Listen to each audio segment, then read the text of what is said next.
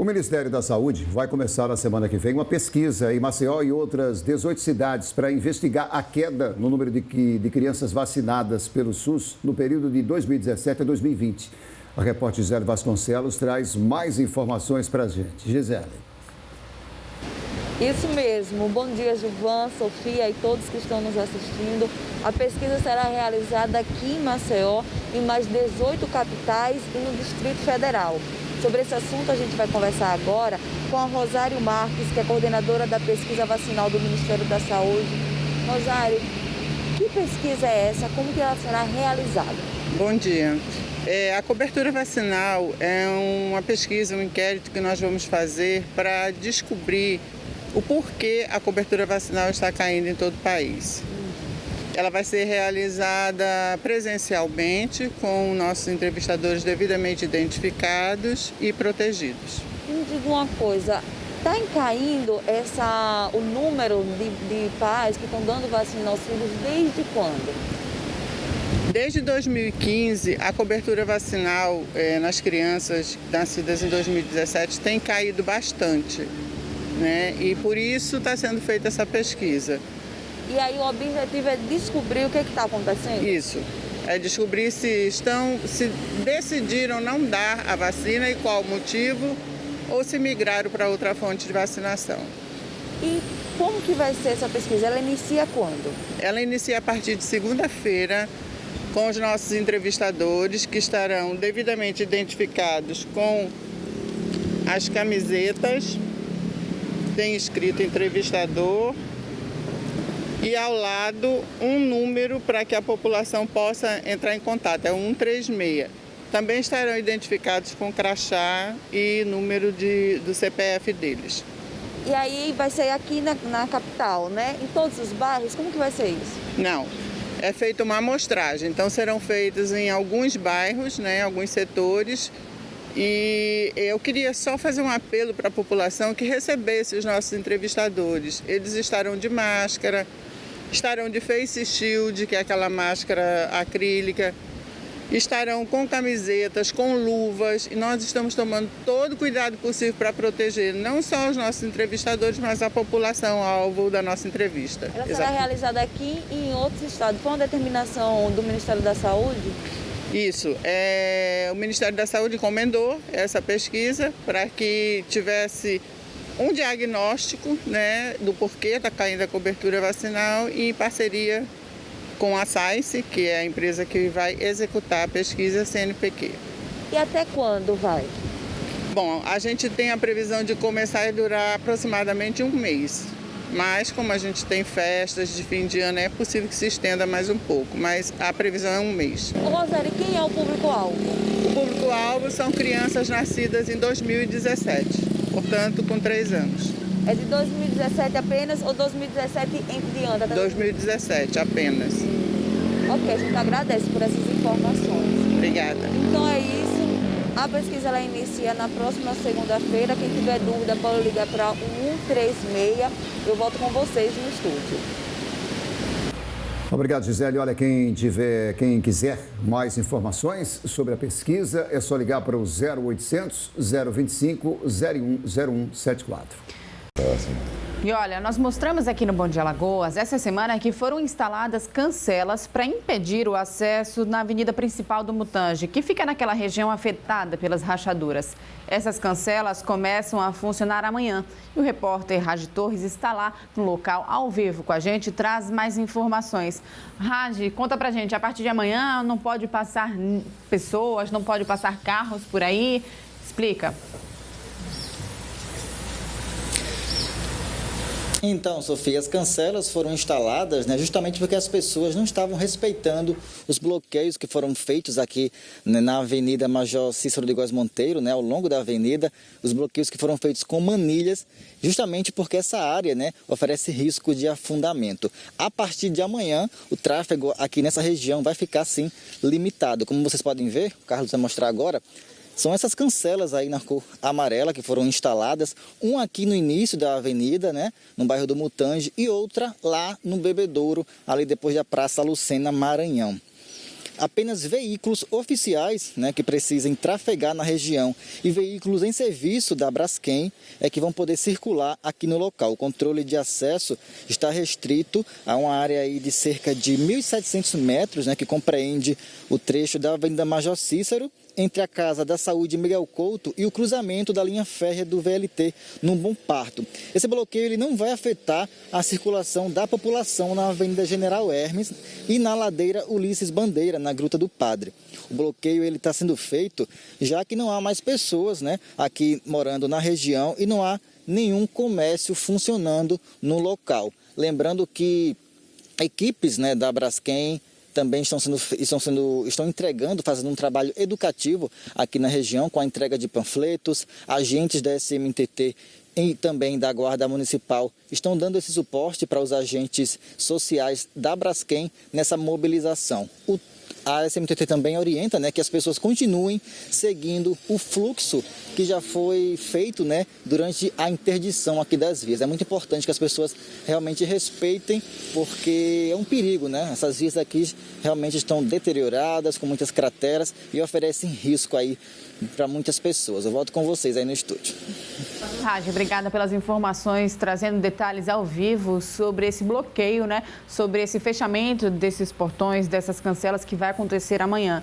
Como o Rádio falou e como a gente trouxe também aqui no Bom Dia Alagoas essa semana, durante toda essa semana houve aí um serviço de educação, né? Um trabalho educacional para que as pessoas realmente passassem a respeitar os bloqueios que foram feitos antes com manilhas, mas as pessoas não respeitaram e agora foi necessário fazer esse bloqueio mais incisivo, né? A gente pode dizer assim, com esses portões em que só serão autorizados a trafegarem pela região veículos pesados, né? Que estejam aí trabalhando, veículos autorizados pela Braskem e carros de moradores que realmente precisam circular pelo local, mas que também estejam com autorização, gente. Fica aí o alerta, esse fechamento começa amanhã.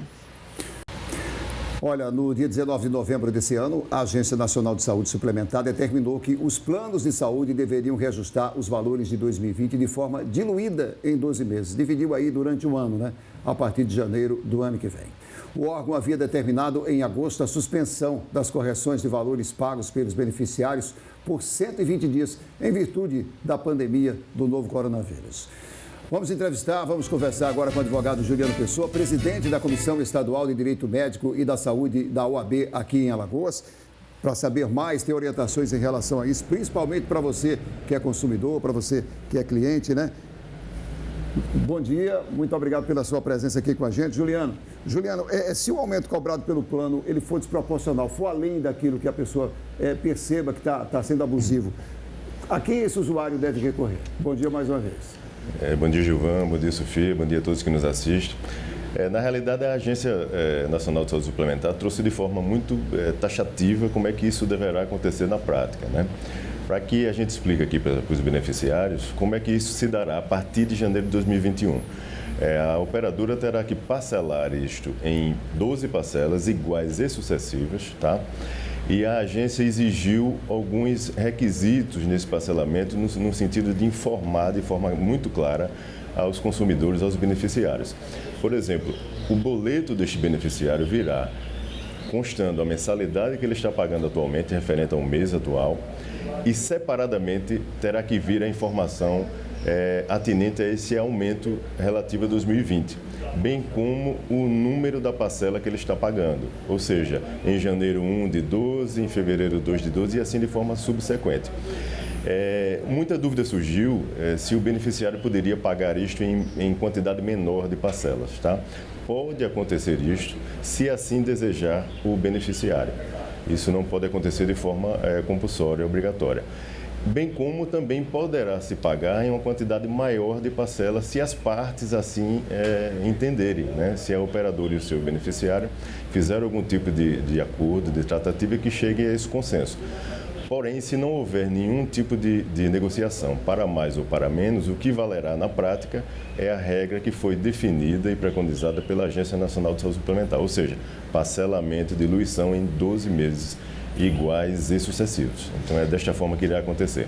E Juliano, se realmente for desproporcional, se for cobrado de maneira errada, como é que o consumidor ele deve recorrer? Ele deve ligar para a ANS? Como é que ele pode fazer essa reclamação? Exatamente, essa pergunta é interessantíssima porque é a dúvida que o beneficiário mais tem quando ele se depara com uma situação desse tipo, né? O que é que eu recomendo na prática? Primeiro, ele entra em contato imediatamente com a sua operadora, com a sua respectiva operadora, reportando o que foi que aconteceu, pedindo, se for por telefone, o número de protocolo desta ligação e, se for por e-mail, ele guarde esse e-mail porque servirá de documento em momento posterior. Além disso, é muito interessante, de fato, que ele entre em contato com a Agência Nacional de Saúde Suplementar. A agência estará monitorando isso a partir de janeiro do ano que vem, e certamente ele irá entrar em contato com a operadora deste beneficiário para poder buscar informações sobre o que está acontecendo naquele caso concreto, e a operadora terá que prestar esses esclarecimentos para que fique tudo muito claro e não haja qualquer tipo de abusividade em relação a esse repasse de aumento que foi definido de forma muito clara, de forma muito cristalina pela Agência Nacional de Saúde Suplementar. Juliano, é o mesmo procedimento em casos desse plano de saúde não ter o atendimento em relação à Covid, por exemplo, não contemplar? O procedimento é o mesmo? Exatamente. Há hoje, né, uma preocupação grande já dos beneficiários, porque já se escuta muitos relatos, né, de um alto índice de procura, né, nas unidades hospitalares, especialmente aquelas que atendem a saúde suplementar, ou seja, os planos de saúde, e os beneficiários passaram a novamente ficar ansiosos nesses tipos de negativos de atendimento que caso possa acontecer. Vale ressaltar que desde o início da pandemia isso vem sendo muito debatido, né, entre as instituições que fiscalizam isto e as operadoras e as instituições hospitalares. Então nós queremos crer que não haverá esse tipo de negativa, né? Já está muito bem encaminhado todo esse debate e esses atendimentos em relação à pandemia. E não há mais qualquer dúvida que deva subsistir hoje ainda para que exista esse tipo de abusividade, de negativa discriminatória até. Então, caso aconteça na prática, é importante que o beneficiário busque auxílio, né, de um profissional da área jurídica, especializado na área da saúde, bem como dos órgãos de proteção ao consumidor, os PROCONs e também a Agência Nacional de Saúde Suplementar, que certamente estará monitorando tudo isso, né? Para se ter uma ideia, hoje, Gilvan e Sofia, já se discute nos bastidores a possibilidade, de repente, de uma nova suspensão dos procedimentos eletivos, por exemplo, né? Porque já há alguns estados, e aqui em Alagoas a gente já ouve, como vocês bem mencionaram na matéria anterior, notícias de uma alta procura e um alto índice de pacientes que estão chegando às unidades, e é provável que isso possa trazer, de repente, uma lotação num momento futuro, né? Então, já há instituições hoje que cobram da Agência Nacional de Saúde Suplementar alguma medida nesse sentido de se planejar para, de repente, haver novamente uma suspensão desses procedimentos eletivos que poderão impactar, de repente, no atendimento desses pacientes com Covid-19, né? Se nós pegarmos aqui um exemplo de um UTI, por exemplo, a instituição não pode, dentro de 20 leitos, reservar um leito apenas para o paciente Covid. Ele teria que isolar aquele espaço para pacientes com esse contexto. Então, essa é a dificuldade que muitas vezes se encontra na prática, se houver um crescimento rápido desse número de pacientes chegando. Juliano, ainda no âmbito da Covid, por exemplo, como ficam os testes sorológicos? Houve alguma mudança por parte da ANS? A gente trouxe aqui, desde o início da pandemia, a liberação, depois a proibição, depois a liberação de novo. Como está essa situação? Permanece havendo a cobertura, tá? As modificações que houveram no transcorrer da pandemia foi em relação a alguns tipos de testes que se trouxe requisitos que não existiam anteriormente. Então, o principal teste, que é o RT-PCR, permanece sendo coberto normalmente pelas operadoras, tá? Inclusive, aqui no estado, eu obtive informação semana passada que houve uma certa flexibilização por conta dessa elevação, desse aumento na busca dos pacientes suspeitos novamente. Então, algumas operadoras estão fazendo a autorização quase que imediato. Antes, ela pedia um rigor maior, ela pedia um encaminhamento dessa solicitação de testagem para que ela analisasse. Ela tem um prazo formal de até 3 dias, né, para poder autorizar o RT-PCR, mas isso está acontecendo de forma muito mais ágil e é importante que aconteça assim. Vale lembrar que lá atrás, no início da pandemia, diversos pacientes perderam a janela de tempo ideal para a realização do RT-PCR por conta dessa burocracia, né? Muitas vezes o paciente demora 1 ou 2 dias para se verificar ali os sintomas e buscar auxílio de um profissional médico, e a operadora teria mais 3 dias e às vezes até se ultrapassava um pouco para poder autorizar esse exame, e muitas vezes o paciente perdia a janela ideal, né? Os especialistas defendem que o ideal é que ele faça em até 7 dias. No tocante à sorologia, ela também permanece sendo coberta, mas existem vários critérios que o profissional médico terá que observar, né, que consta na diretriz de utilização que a Agência Nacional de Saúde Suplementar trouxe e que o médico precisará ver. Por exemplo, aquele paciente que já tem um exame RT-PCR positivo, isso é critério de exclusão para não haver a cobertura dele para o sorológico.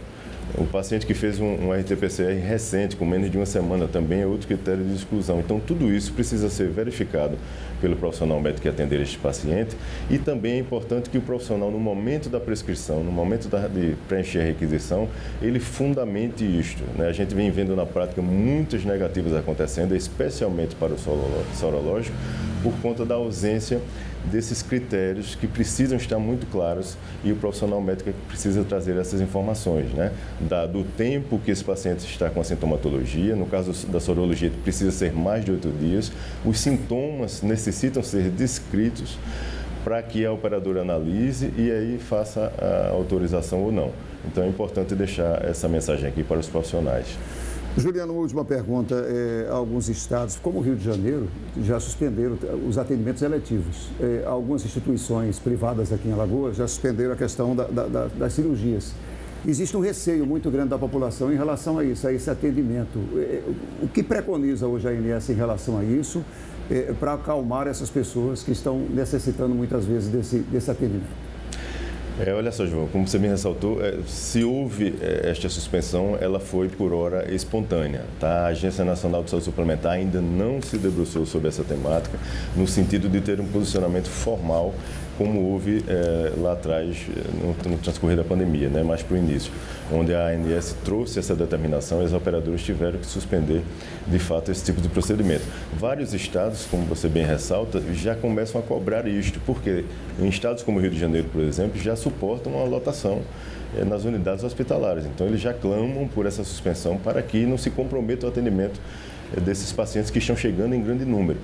Então, não há ainda essa manifestação. Existe uma discussão nos bastidores das instituições que prestam esse serviço, juntamente com a Agência Nacional, e a gente espera que ela esteja monitorando isso de muito perto, né, e analise cada caso concreto e, de repente, faça essa nova recomendação para que esses pacientes que estão voltando para as unidades hospitalares sejam atendidos da maneira que precisam ser, porque a gente sabe a gravidade e as consequências que esta doença poderá trazer para a saúde de toda a população.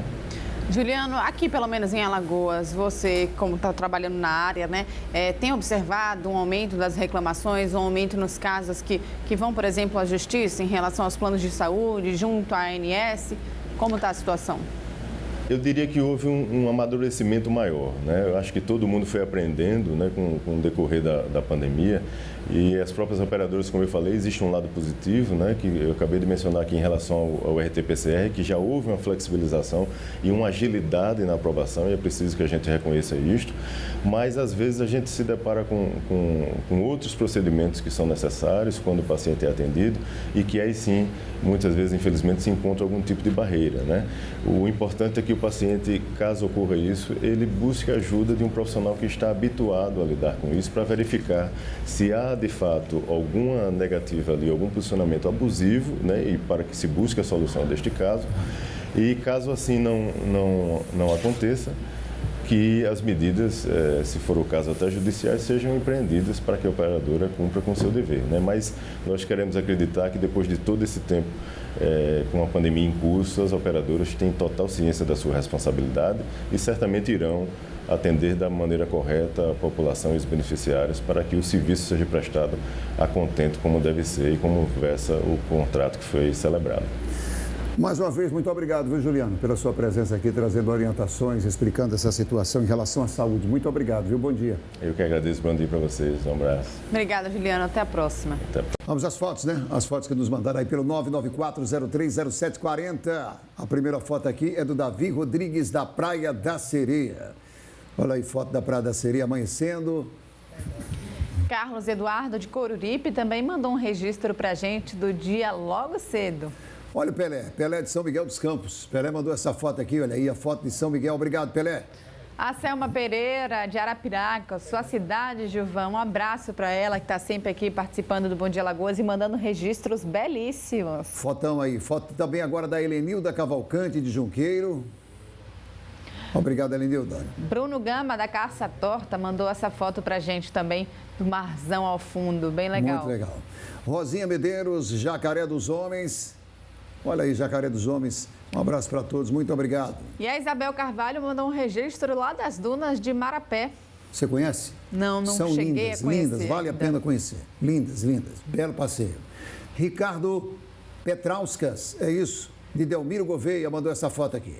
E a gente finaliza com o registro da Elba, de Mangabeiras, gente. Ela mandou essa foto logo cedo lá de Mangabeiras pra gente. E a gente quer agradecer a participação de todos vocês. Olha, mudando de assunto agora, as pessoas ainda têm muitas dúvidas, viu, sobre as diferenças entre, por exemplo, medicamentos manipulados e aqueles encontrados nas drogarias convencionais, né? Será que aquele remédio que a gente pede para fazer funciona mesmo da mesma forma ou melhor?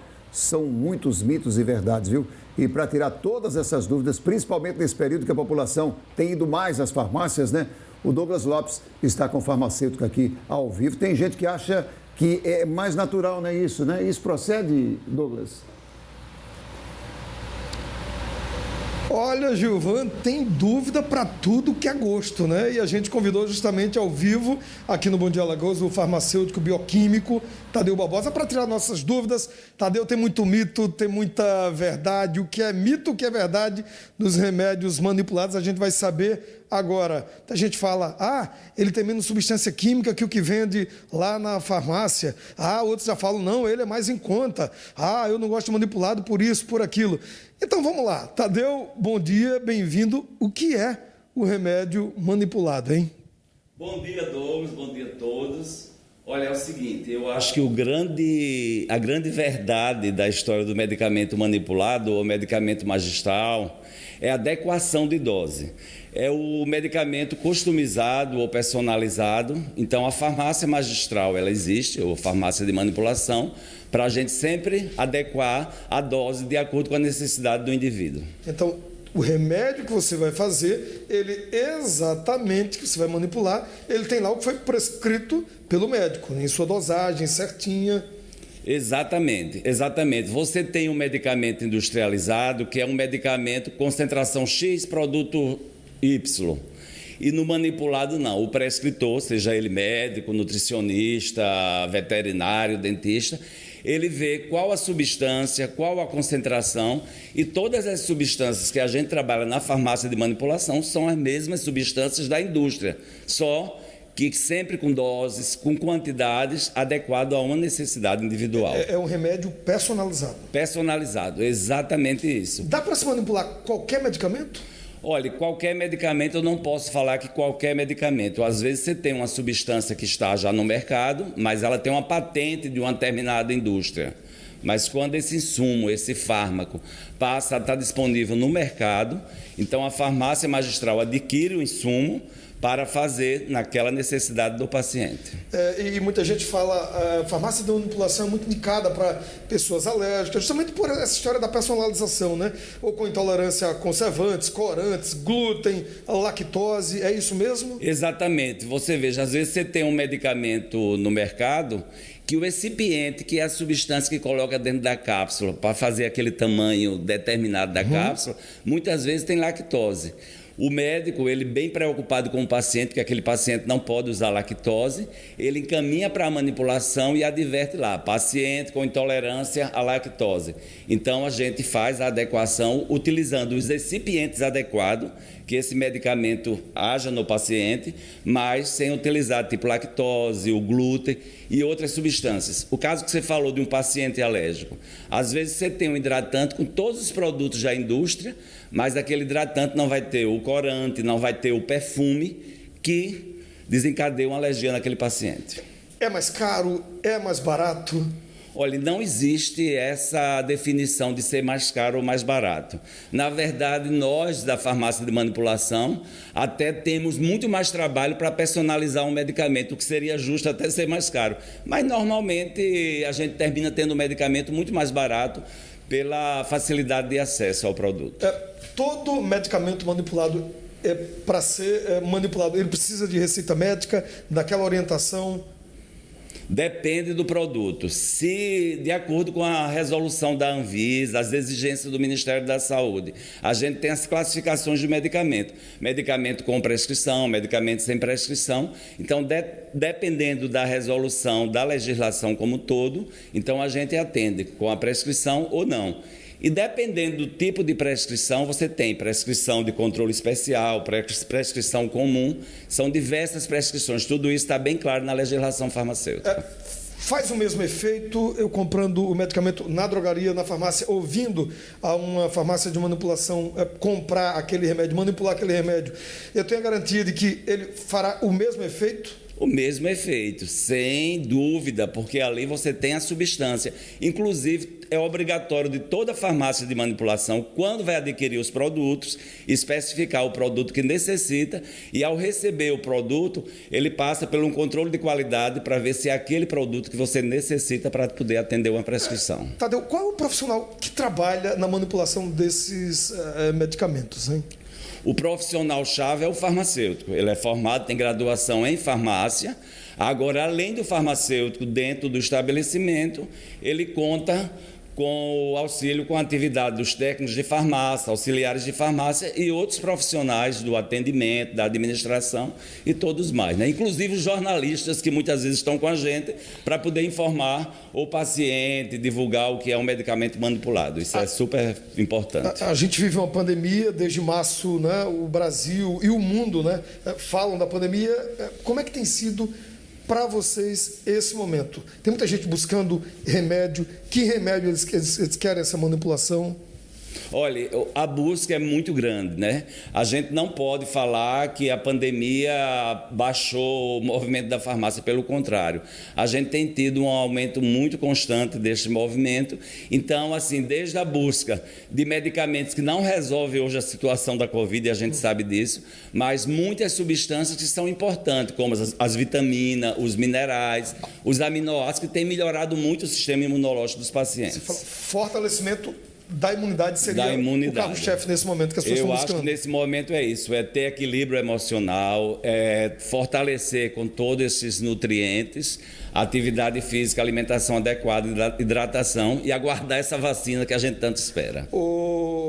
Tadeu, qual o principal mito com relação a remédios manipulados? Que dúvidas as pessoas chegam mais até você no dia a dia? Já são anos que você está nessa profissão.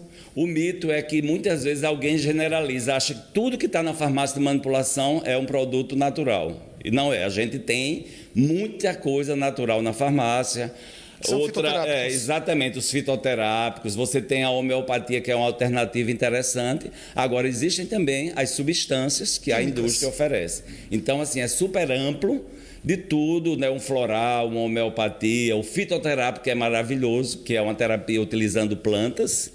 E por aí vai. São muitas coisas, além dos cosméticos, né? Produto para beleza. Hoje a gente tem linhas, para você ter ideia, linhas veganas. Então, assim, um sabonete vegano, um shampoo vegano, um creme vegano.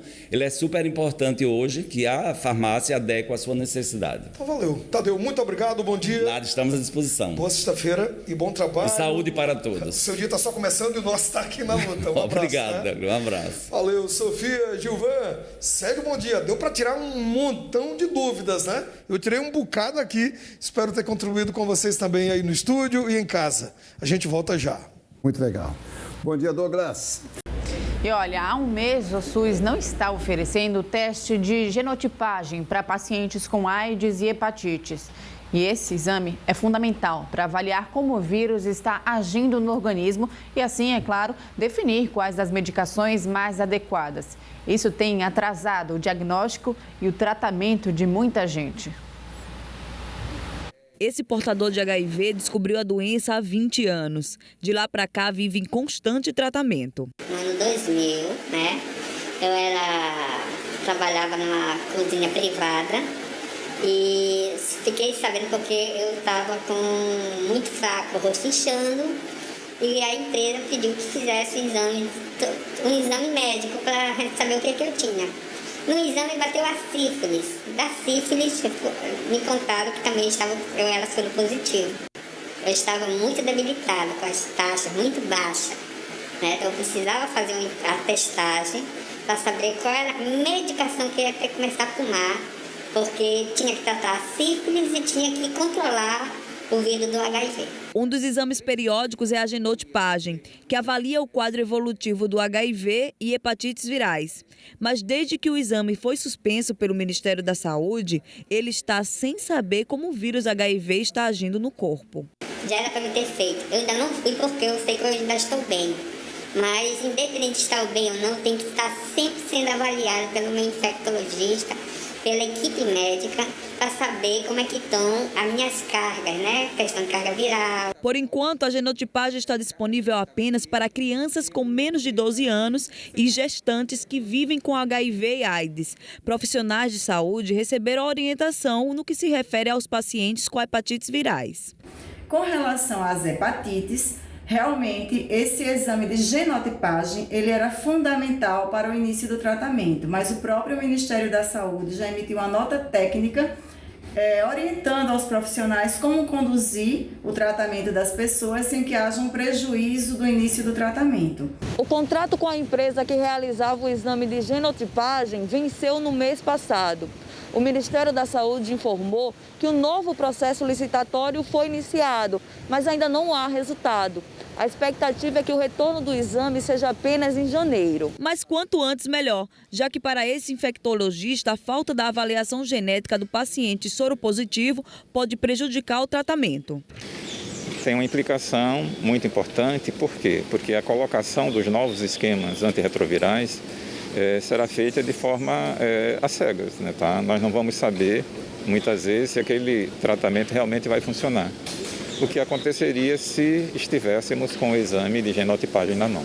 Qualquer pessoa soropositiva tem de começar o tratamento, porque o objetivo é fazer com que esse paciente tenha o que a gente chama de carga viral não detectada. Por quê? Porque nessa situação o paciente não vai teoricamente, transmitir para outras pessoas. Esse é o objetivo principal, tratar todo mundo. E a gente vai voltar agora a falar ao vivo com o repórter Ragi Torres, que está no bairro de Bebedouro e está acompanhando um protesto de moradores na região. Ragi, mudou alguma coisa por aí? Qual a situação? Foi liberada a via? Ainda não, Sofia. A via continua interditada, né? Como eu falei anteriormente, o protesto está acontecendo exatamente aqui em frente à Praça Lucena Maranhão. Nesse momento, como eu falei antes, além dos moradores, né, que estão reivindicando essas indenizações da Braskem, temos também aqui vários carroceiros que interditaram também a via. Por quê? Porque eles estão cobrando também indenização e selagem das cocheiras, das baias, que, segundo eles, não receberam esse selo, né? Eles alegam que não foram inclusos nesse programa de indenização da Braskem. Eles reivindicam, afirmam que também são trabalhadores, como qualquer outras pessoas, e estão cobrando essa selagem, porque só através dessa selagem é que eles vão ter esse direito de receber indenização, de receber um novo local para poder ir. Eles cobram também atenção aos animais. Como vocês podem ver, tem vários animais aqui, né, que eles utilizam, cavalos. Aqui atrás também, muitas pessoas reivindicando. Nesse momento está chegando ali, um bombeiros, uma viatura do Corpo de Bombeiros. Acho que é para apagar realmente o fogo que ainda tem aqui, além da polícia que já está aqui no local, né, para poder fazer esse controle da liberação da via. Ainda não sabemos que horas vai ser liberada. Eles estão cobrando a presença de algum representante da Braskem aqui para conversarem com eles. Enquanto não chegar ninguém, eles falaram que a via não vai ser liberada. A gente vai continuar acompanhando para ver qual vai ser o desfecho aqui de mais esse protesto no Bebedouro. Sofia, Gilvan. Os outros vêm atrás dele para passar. Ao vivo do protesto que acontece agora, né, na região ali do Bebedouro, moradores reivindicando aí as indenizações. A qualquer momento a gente pode voltar ao vivo com ele. Agora são 7 horas 6 minutos, 6 minutos. Olha, estar com a saúde bucal em dia é essencial para evitar uma série de doenças. E durante essa pandemia do novo coronavírus, a atenção com esses cuidados foi redobrada, porque a saúde bucal está muito ligada à manutenção de uma vida saudável, né? Por isso a gente conversa agora com o cirurgião dentista Diego Figueiredo. Diego está aqui com a gente, né? Um dos problemas, são problemas recorrentes que a gente vai falar agora, um dos problemas mais recorrentes da população, que muita gente continua sofrendo, ainda é a cárie, né, Diego? Bom dia. Bom dia, Gilvan. Exatamente, a cárie dentária continua sendo a doença bucal mais prevalente na população mundial, embora a gente tenha tido avanços nesses últimos anos, né? A gente estima, tem um estudo recente que estimou a carga global de doenças bucais e é estimada que aproximadamente 3 bilhões de pessoas sofram de cárie ativa nas dentições permanente e decídua atualmente, é muita gente, 44% da população mundial. E existem diversos fatores, Gilvan, que podem levar ao desencadeamento da cárie, né, dessa doença, passando desde da quantidade de saliva que uma pessoa produz durante o dia, seus hábitos de higiene, seus hábitos de dieta e também fatores socioeconômicos, né, como renda, como escolaridade. Mas, biologicamente falando, existem 2 fatores principais que vão ser responsáveis aí pelo desenvolvimento de cárie. O primeiro é o acúmulo de placa bacteriana, de biofilme, sobre a superfície dos dentes. E o segundo é a exposição frequente dessa placa a açúcares, né, que vem da nossa dieta. O principal açúcar envolvido aí no desenvolvimento de cárie é a sacarose, o açúcar de cana. Então a gente tem que estar sempre atento para a higienização e para a dieta. Doutor Diego, também tem aquelas pessoas que têm mais tendência a ter cárie, né? Explica isso pra gente. Na verdade, existem esses diversos fatores que eu expliquei, né? Então, a quantidade de saliva que a pessoa produz durante o dia, a capacidade de tamponamento salivar que essa pessoa produz e o principal fator que vai influenciar ou não no desenvolvimento de uma microbiota de bactérias que são cariogênicas vai ser a frequência de exposição a açúcar e o tipo de açúcar. Por isso, a gente recomenda evitar ao máximo o consumo de sacarose. A gente é um dos países que mais consome açúcar no mundo, a gente fica ali atrás dos Estados Unidos, mas a OMS mesmo recomenda que a gente reduza esse consumo de carboidratos e açúcares para menos de 10% do nosso valor calórico diário, né, ingerido. Então, fazendo isso, a gente consegue controlar a doença. Então, não existe assim um fator genético, passou de mãe para filho. O que a gente transmite de mãe para filho são os hábitos de higiene e de dieta, né? Se uma mãe, se uma mãe e um pai consomem muito açúcar, provavelmente o filho vai consumir também. Tem muita gente que minimiza nessa questão da cárie, mas é uma questão muito séria, né, doutor? Qual é o impacto desse problema no dia a dia das pessoas? Então, a cárie dentária vai influenciar muito no cotidiano das pessoas, né? Principalmente por causa das consequências que ela traz para o dia a dia. A principal, a mais conhecida, é a dor. E quem já sofreu de dor de dente sabe o quão incapacitante que essa condição é.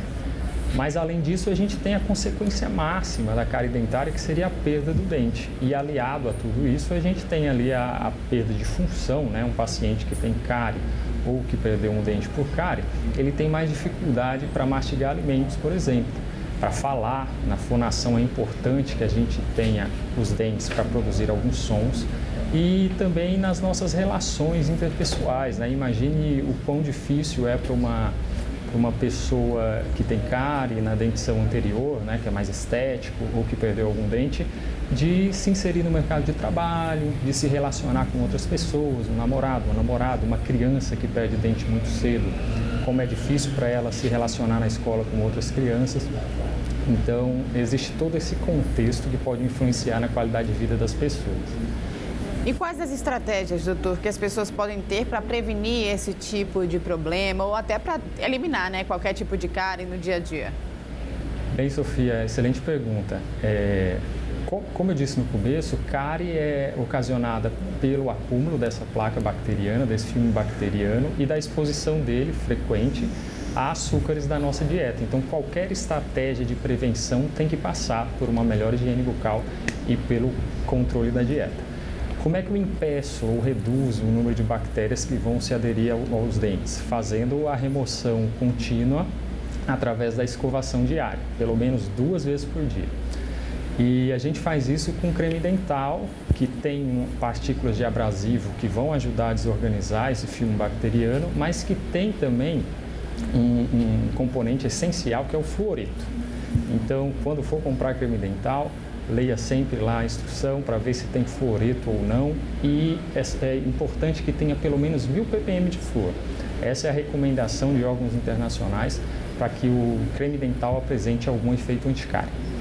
Além disso, como a gente não é 100% eficaz em desorganizar esse filme bacteriano, é importante aliar a escovação ao uso diário de fio dental. E para finalizar, é preciso reduzir o consumo de açúcares da dieta, né? Quando a gente não usa creme dental fluoretado, a recomendação é de fazer no máximo 3 ingestões de açúcar por dia, e quando a gente usa creme dental com flúor, esse limiar sobe um pouquinho para 6 vezes por dia, mas quanto mais você controlar a sua dieta em relação ao açúcar, melhor, não só em termos de cárie, mas de prevenção de diabetes, obesidade. Como é que fica o atendimento das pessoas que têm cárie num momento como esse, no momento de pandemia, doutor? É claro que existe o receio do profissional, existe o receio do paciente. Como é que fica esse atendimento? Bem, Gilvan, de uma maneira geral, a sociedade teve que se adaptar nesse momento de pandemia, né, essa nova condição. Você que está em casa provavelmente mudou sua rotina, né, o uso de máscara diariamente, o uso de higienização frequente das mãos. A odontologia não foi diferente, a gente precisou se reinventar, né? E, enfim, a gente melhorou a nossa paramentação, então a gente está mais protegido, a máscara mudou, o protetor facial, em cima do nosso avental a gente usa um outro avental descartável agora. Mas além de tudo isso, apesar de tudo isso, o nosso procedimento continua sendo assim de muito risco, porque o atendimento odontológico gera aerosóis, né? Então, tem sido recomendado pelas entidades de classe que a gente pratique uma odontologia chamada de minimamente invasiva. Como é que a gente faz isso? Usando, por exemplo, o fluoreto profissional. Aquele mesmo fluoreto que você tem em casa no seu creme dental, o cirurgião dentista tem no consultório numa concentração muito mais elevada.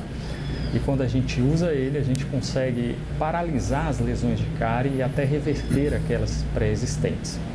Além disso, para reduzir essa questão do aerosol, né, pelo uso daquele motorzinho que produz um monte de aerosol dentro do consultório, tem sido recomendado que, em caso de necessidade de intervenção, você faça o uso de instrumentos manuais, né, praticando uma odontologia minimamente invasiva, é o que a gente chama de remoção parcial do tecido cariado. Existem algumas condições em que a gente pode até selar aquela cavidade, um buraquinho, se a doença está no estágio mais avançado, além do fluoreto, a gente precisa reabilitar esse dente, né? Então, a gente pode fechar esse dente, mantendo as bactérias que ali estão, desde que bem selada essa cavidade, as bactérias que ficaram ali sepultadas não vão ter acesso ao açúcar que a pessoa consome diariamente e a lesão de cárie vai ser paralisada. Assim a gente consegue continuar prestando atendimento às pessoas sem, contudo, deixar com que a doença se espalhe. Vai ter um evento na área, não é isso, doutor? Sim, Gilvan, começou ontem e hoje a gente tem toda uma programação voltada para isso. É uma organização do mestrado Pesquisa em Saúde do Centro Universitário SESMAC. A gente está realizando um congresso internacional e a gente chamou aí, convocou uma verdadeira seleção mundial de nomes da pesquisa odontológica. Hoje à tarde a gente inclusive tem uma programação bem voltada para essa temática que eu falei. A gente vai estar recebendo o professor Jaime Cury, da Unicamp, que é uma referência em termos de uso de fluoretos e controle de cárie. E após ele, a gente vai receber o professor José Imparato, da USP, que vai falar de odontologia minimamente invasiva. Mas desde as 9 horas agora, a gente já tem programação. Quem estiver interessado pode acessar o site oficial do SESMAC, vai ter uma chamada lá para o evento. As inscrições são gratuitas. Também no nosso Instagram, MPPS SESMAC. Estão todos convidados.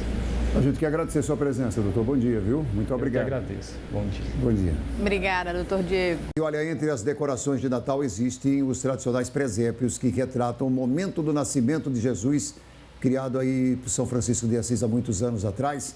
A lapinha também, como são chamados. Sempre nessa época do ano, a cidade fica assim, toda iluminada. É dezembro, o mês das luzes que são espalhadas pelas avenidas. A Orla de Maceió dá um show à parte todos os anos. Cores e sentimentos juntos que encantam qualquer pessoa. Eu achei lindo, achei maravilhoso a arte que eles fizeram. Eu gostei mais daqui de trás. Eu achei que ficou mais bonito. É um colorido que chama atenção, né? É, muita atenção. Esse ano fantástico aqui também, representando aqui os sargaços ali no letreiro, as luzes que decoram aqui a orla.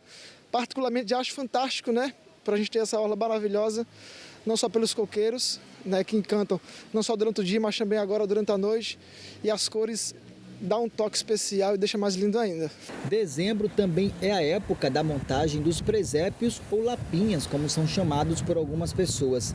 Eles também são iluminados e decoram jardins como este em frente a um hotel na orla. E a gente faz essa decoração natalina, esses presépios que são tradicionais. É uma forma de a gente trazer a humildade, né, o espírito natalino que a gente precisa ter nessa época, agradecer pelo tempo que passa, pelas coisas que aconteceram, apesar de todo esse momento que a gente está vivendo, mas a gente não deve deixar de preservar as tradições. As esculturas do presépio do hotel são antigas e foram feitas por uma artesã alagoana. Este ano, elas precisaram ser restauradas para ficarem ainda mais bonitas. Uma pessoa aqui do estado que fez isso há muitos anos atrás, essa pessoa inclusive já é falecida, mas quem faz a restauração é a filha dela. A gente inclusive preserva justamente essa questão de fazer com que ela mantenha essas peças em bom estado e a gente fazendo esse presépio para as pessoas que são aqui da cidade que possam vir, olhar, tirar foto. Os turistas também passam por aqui, tiram fotos, é muito bacana. Na Igreja dos Capuchinhos, são 2 presépios embelezando e mantendo a tradição de homenagear o nascimento do menino Jesus. São Francisco de Assis foi quem montou o primeiro presépio em 1223. Uma tradição que acabou se espalhando pelo mundo e que também chegou aqui no Brasil. Uma tradição que se espalhou porque nós, seres humanos, a gente tem muito gosto pelo ver e pelo tocar. Então, aquilo que nós expressamos na liturgia, na missa, aquilo que nós celebramos, aquele mistério, torna-se para nós de uma forma mais presente, mais próxima, depois da Eucaristia, através das figuras do presépio, né? Claro que o símbolo maior não é a figura, as figuras materiais, aquelas imagens. O verdadeiro sentido de Natal é celebrar esta intenção de Deus que, para nos salvar, se humilhou, veio até nós como uma criança, como o menino de Belém, frágil como qualquer ser humano. E isto pede de nós uma referência que se acomode a esta vontade de Jesus. O amor de Deus é tanto, se humilha tanto, e nós devemos corresponder com as nossas atitudes, com a nossa fé. Maria, José, os 3 reis magos e os animais são alguns dos personagens que fazem parte do presépio. A manjedoura fica vazia até o dia 25, quando é celebrado o Natal. Porque nós estamos celebrando um tempo ainda que não é o tempo do Natal. Nós estamos no tempo do Advento. O tempo do Advento é um tempo espiritual de espera. Nós vamos preparar a casa do nosso coração para celebrar o nascimento, a chegada do Senhor. Então, a gente participa na noite de Natal da Santa Missa. Depois daquela missa, quando voltamos para nossas casas, aí nós colocamos o menino Jesus no presépio. Claro que quem montou o presépio já completo com a imagem do menino Jesus não está fazendo nada de errado, mas o sentido, o simbolismo deve ser este, né? Montamos o presépio, deixamos a manjedoura vazia porque estamos celebrando ainda a espera, né? ele irá chegar. Falar de cinema agora, né? De um documentário gravado em 2019, mas com imagens de resgate das músicas dançantes dos anos 2000, para a época dos picos da diversão noturna das discotecas, né? A gente conversa com André Rezende aqui com a gente. É um curta-metragem, né, André? Exatamente, um curta-metragem totalmente alagoano. Muito bom dia para você, Gilvan, Sofia, bom dia a todos. A gente vai falar aqui com o Ari, que é um dos personagens aí dessa história e que foi, seu trabalho é a origem de tudo, né? Um trabalho de pesquisa feito aqui no estado que acabou gerando esse curta. Bom dia, seja bem-vindo. Bom dia a todos. Essa pesquisa é uma parceria de Ari de Oliveira e Fernando Rodrigues, da Universidade Federal de Alagoas. E a gente, adentrando nas periferias, a gente começou também fazendo a pesquisa do reggae, né? E com essa pesquisa do reggae, a gente fez realmente um diálogo com o pessoal da produção e o pessoal comprou a ideia de fazer esse curta. Esse trabalho de pesquisa que vocês estão fazendo já é um trabalho de longa data, né?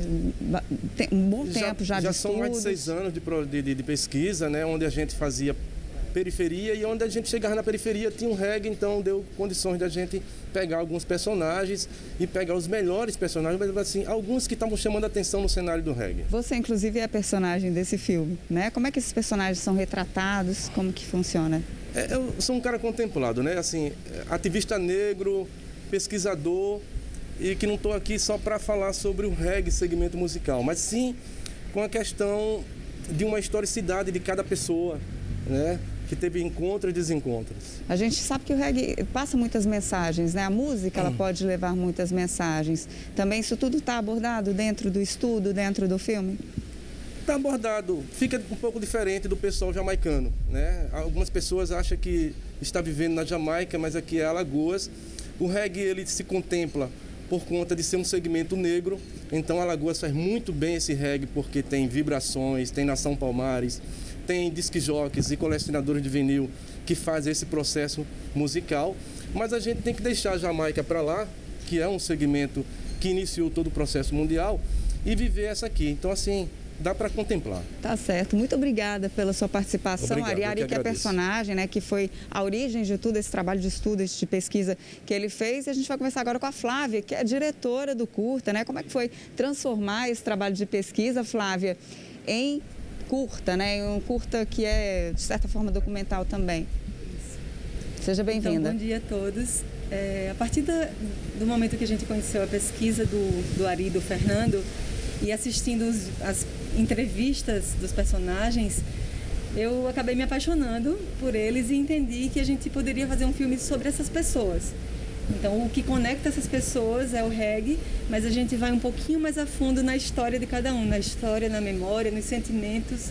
E aí foi assim que surgiu Ainda Te Amo Demais. Ele foi lançado já, né? Foi produzido esse ano, já lançado também. A gente começou as filmagens ano passado, finalizou o filme esse ano, acabamos de estrear durante o Cachoeira Doc, que é um festival de cinema na Bahia. E a partir do dia 14 agora, já estaremos na Mostra Sururu do Cinema Alagoano. Então, para quem quiser acompanhar, vamos fazer o convite. Pode acessar lá, o festival começa agora esse mês, né? O festival Mostra Sururu começa dia 14 e vai até o dia 19. Todas as pessoas do mundo poderão acessar tanto esse como outros filmes que estão na mostra. Acho que são 30 filmes, então, para quem ainda não se aprofundou no cinema alagoano, é uma oportunidade maravilhosa. Tá certo. Muito obrigada pela sua participação aqui no Bom Dia, tá? Pelas informações. Então é isso, gente. Anota aí o site, que é muito bacana. A mostra começa já esse mês, né? São vários filmes aí, todas produções alagoanas. E a gente vai passar para vocês o site. Anota aí, mostrasururu.com.br, mostrasururu.com.br. Lá vai estar à disposição esse curta-metragem que fala do reggae em Alagoas e mais muitos outros sensacionais. Vale muito a pena conferir. Gilvan, Sofia, voltamos com vocês. Bom dia. Sextou, hein? Sextou. Bem-vinda, André. Bom dia para você. E a Mostra Sururu realmente é muito boa. É um centro de cultura, né, de valorização do cinema alagoano. Isso é super importante, da cultura alagoana. Obrigado, André. Mais uma vez, bom dia para você. Olha, mudando de assunto, a sede do Centro de Acolhimento Ezequias Rocha, que acolhe pessoas LGBTQI+, vai para um novo endereço e os serviços também vão ser transferidos. Sobre isso a gente conversa com Douglas Lopes aqui no telão. Onde será a nova sede, hein, Douglas? Olha, Gilvan, a nova sede vai funcionar no clima bom. O porquê dessa mudança, tudo isso a gente conversa agora com o Nildo Correia, presidente do Grupo Gay de Alagoas. Nildo, bom dia.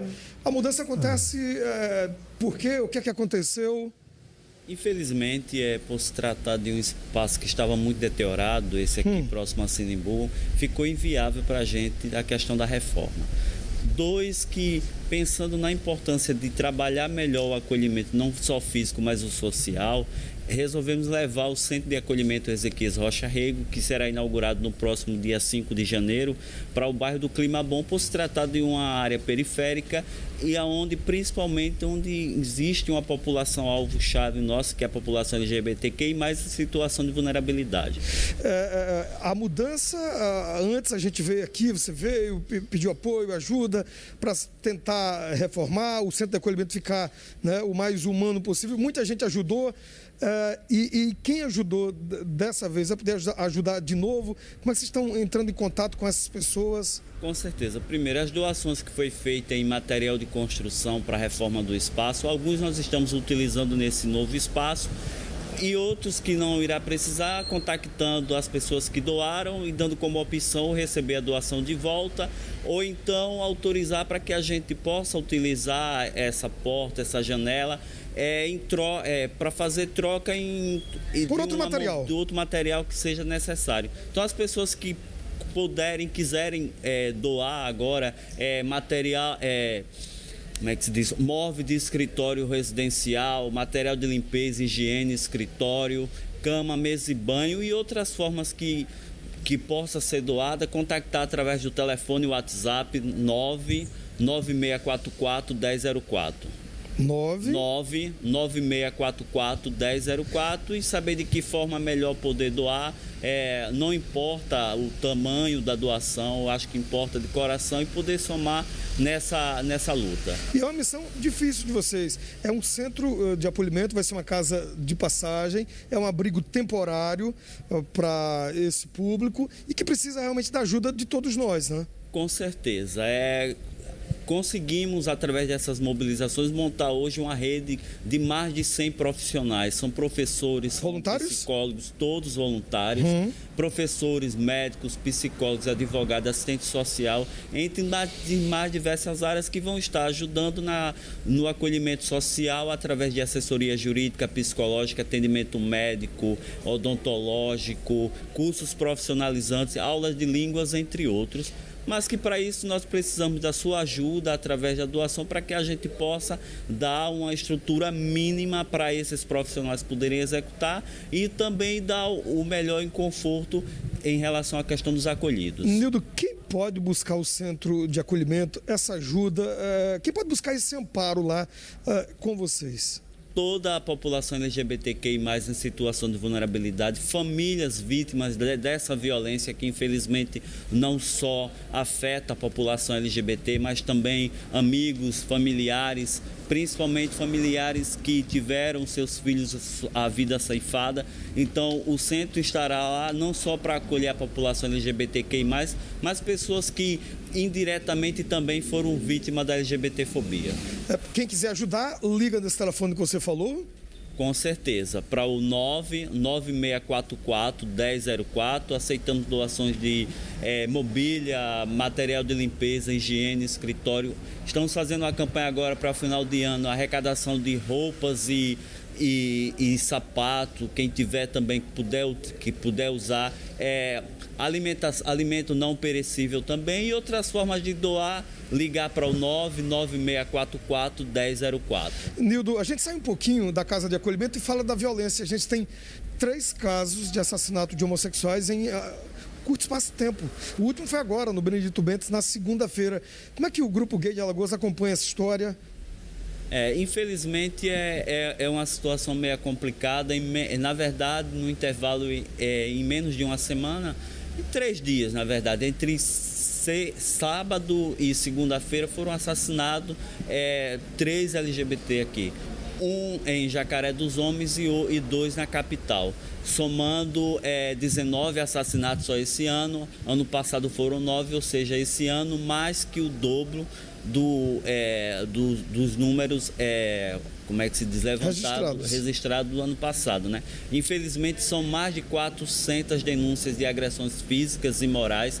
Essas, na verdade, que chegam ao conhecimento do Grupo Gay de Alagoas. Sabemos que esses números eles são muito maior, que na grande maioria das vezes a vítima ela acaba não denunciando e, pasmem, mais de 90% desses mais de 400 denúncias de agressões físicas e morais, a vítima não quer denunciar, não quer fazer um BO, só chegando ao conhecimento da instituição e, de uma certa forma, amarrando os braços da instituição, porque a gente não tem como, inclusive, provocar outros poderes que possam vir ajudar através a exemplo da OAB, Ministério Público, a 14ª Vara agora de Crimes contra Populações Vulneráveis que está sendo criada pelo Tribunal de Justiça, entre outros. Valeu, então, Nildo, muito obrigado pela entrevista. Só reforçando, quem quiser ajudar, a nova sede, Centro de Acolhimento, vai funcionar no Clima Bom a partir do início do próximo mês, já no início de 2021.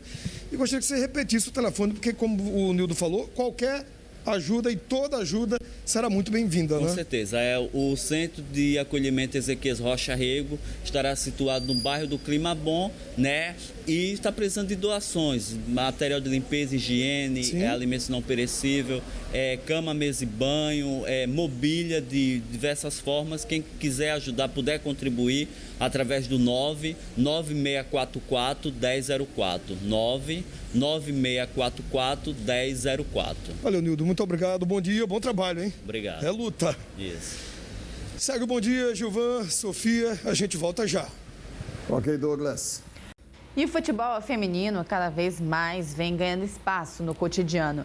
É uma luta árdua e constante. E um dos exemplos dessa luta é o time Vasco Cocal, equipe feminina da tribo Vasco Cocal, em Joaquim Gomes. Cultura, tradição, dificuldades e o melhor, persistência, fazem parte do dia a dia dessas meninas que amam o futebol. Olá no pé do Cruzeiro Jurema, eu danço de Maracanã. Nos pés descalços, passos que atravessaram mais de 500 anos de história. O começo de tudo, os primeiros habitantes do Brasil.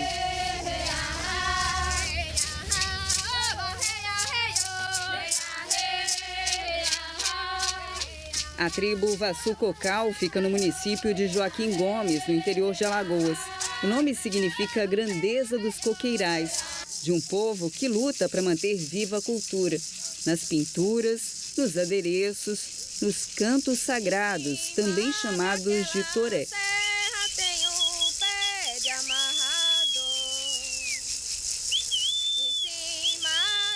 O povo Vasco Cocal é um povo que vive de resistência, veio da chamada Guerra do Paraguai, lá atrás. Um dos nossos líderes, muitos deles deram a vida por esse território onde a gente habita hoje. E até hoje a gente vive uma grande experiência de ainda continuar lutando para continuar a manter as nossas tradições, a nossa cultura. O símbolo da aldeia é a Pedra da Torre, a pedra sagrada.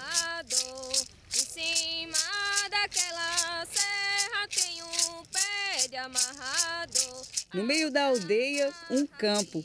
Em poucos minutos, os pés descalços ganham chuteiras. As vestes indígenas dão lugar ao uniforme. A tribo também vira time.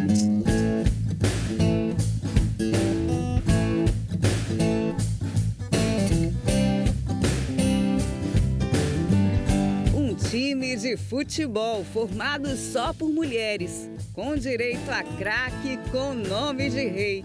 Pelezinha é o nome dela. Eu ganhei esse apelido através do meu treinador. O apelido ser Pelezinha, fui jogar demais. Quase igual o Pelé. Aí começou. E esse apelido mesmo pegou. São duas equipes, a adulta e a mirim. Ana Laura tem 12 anos. O futebol, ele é muito importante para mim. Ele é como um pedaço do meu coração. Você tá com o olhinho meio molhado? Isso te emociona, Ana Laura? Dá vontade de chorar quando você fala disso? Eu tô se segurando. Faz paixão que vem de outras gerações. A Geralda foi quem deu o pontapé inicial. Hoje ela é jogadora e treinadora também. Futebol sempre foi minha paixão. Hoje o que eu peço para essas meninas que estão no futebol, que não desistam, porque uma oportunidade dessa eu não tive, mas antes eu bem queria ter. A equipe já existe há 3 anos. O caminho não foi fácil até aqui e não tem sido. As dificuldades são muitas. Transporte, principalmente, que as meninas moram longe. Até nos jogos também, quando a gente vai e marca uma partida, que a gente espera os transportes da prefeitura, às vezes é muito negado. A gente tem que ir com o que a gente tem no bolso, a gente também pede na aldeia. Alguns pés continuam descalços, sem chuteira e sem meião. Falta muito. Nós não temos material físico, nós não temos bola. Às vezes Pretinha doou pra gente 4 bolas, mas é pouca para as meninas, tá treinando quase todos os dias. E a gente vê que a bola se estraga, foca e a gente tem que estar sempre pedindo. Chuteira também, nós temos muitas meninas que estão sem chuteira. A gente pede emprestado dos maridos, dos colegas, para a gente treinar, para a gente jogar. Além de todas as dificuldades que já fazem parte do dia a dia da equipe, este ano teve mais uma, a Covid-19. Os treinos só foram retomados nesta semana, depois de 8 meses paralisados. E a gente tem um grupo da jogadora. Eu mando vídeo para elas fazer o treino online e elas fazem em casa, individual mesmo. Mas com dificuldades também? Com dificuldade, que a gente não tem os material físico, porque são muitas meninas para a gente entregar individual. E elas estavam fazendo com garrafa, tijolos, chinela mesmo e até pau mesmo. Eu inventei até uma escada também em casa para mim ficar treinando com as meninas. E com ou sem pandemia, o mais difícil de driblar. A principal barreira é o preconceito? Sim, nós temos muito preconceito, sim, das mulheres. Até a gente, como você vê que a pista fica de lado, a gente está jogando.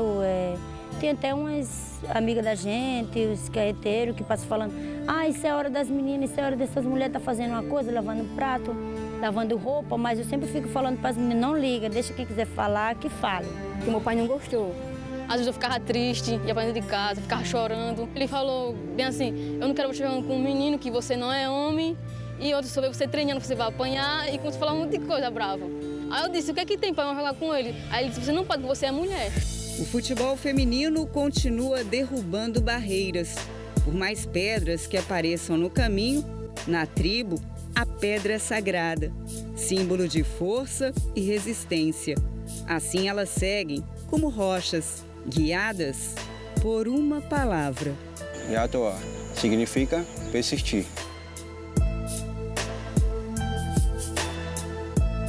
O lugar das mulheres também é no futebol, é no campo, é no trabalho. Mulheres também tem vez. Meu sonho era ser jogadora profissional mesmo, fazer igual a Marta está fazendo, jogar campeonato e outras coisas. Um dia eu quero ser jogadora profissional, quero estar viajando pelo mundo e um dia eu vou chegar onde eu quero. Eu adoro muito ser jogadora e nunca vou desistir. Eu sou muito orgulhosa de ser isso que eu sou. 1, 2, 3, resistência! Canta, canta, passarinho, passarinho, oi, cantador. O passarinho tá cantando, passarinho tá cantando. Legal do esporte é isso, viu?